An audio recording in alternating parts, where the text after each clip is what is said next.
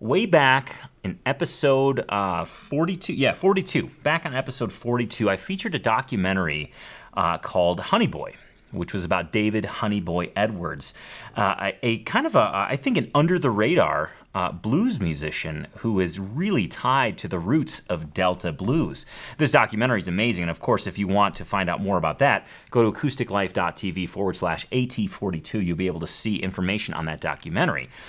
But I'm not here to talk about that documentary. I'm here to talk about a book called The World Don't Owe Me Nothing. And who's it by? Well, it's by David Honeyboy Edwards.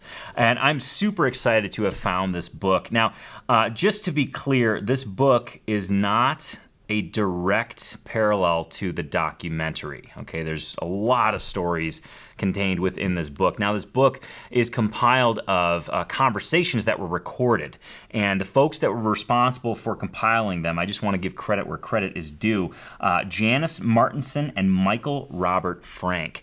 And they really, the preface of this book has an interesting story about where a lot of these conversations were held, and it happened to be inside of David Honeyboy Edwards' Lincoln Town Car.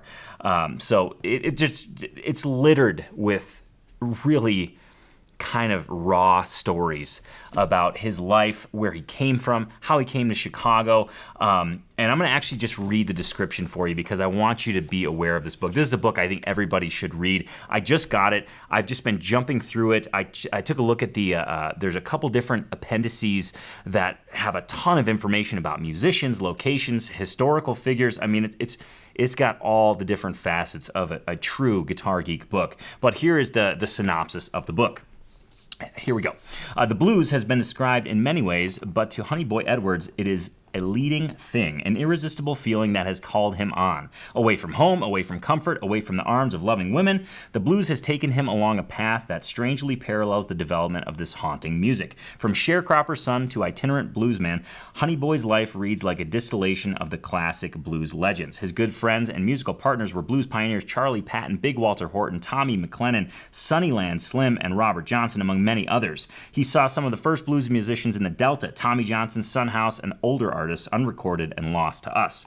Honeyboy went on the road to play guitar at age 17 with Big Joe Williams. He hopped the freight trains of blues lore, the Peavine, the Southern, and the Yellow Dog, and played the riverboats, juke joints, and good timing houses along the dusty roads of the Delta.